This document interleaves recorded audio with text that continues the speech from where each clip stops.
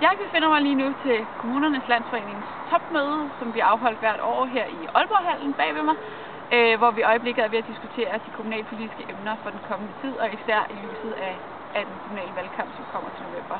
Og også her er klima kommet øverst på dagsordenen i forhold til kommunernes indsats.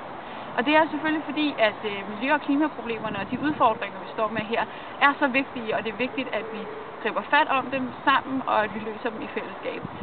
Og i den forbindelse, der kan man sige, at der er en rigtig god sammenhæng imellem det, man i øjeblikket arbejder med på EU-plan, og det, man arbejder med på landsplan i Danmark, og det, man så også nu går i gang med at arbejde med i kommunerne.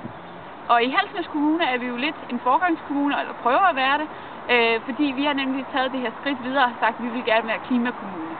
Vi har netop lavet vores klimaregnskab, så vi også ved, hvad det er, vi har at gøre med, og hvad det er, vi skal sætte ind overfor. Men det er altså her, hvor vi tydeligt ser en sammenhæng imellem det, som man diskuterer på EU-plan, og det, som man griber fat i på EU-plan, og så faktisk helt ned til det kommunale plan.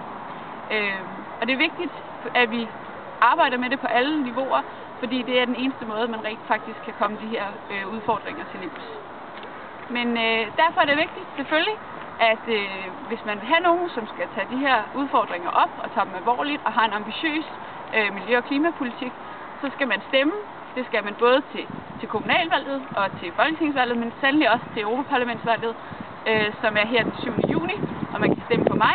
Jeg hedder Malou Lunderød, jeg er socialdemokratisk kandidat, nummer 7 på liste A. Så husk at bruge jeres demokratiske ret og stem den 7. juni.